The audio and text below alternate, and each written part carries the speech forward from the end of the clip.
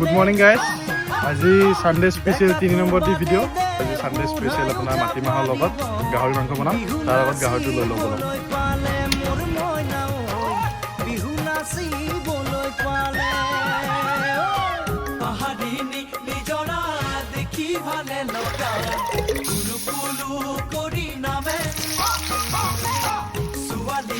ধুনীয়া মাগুৰ বন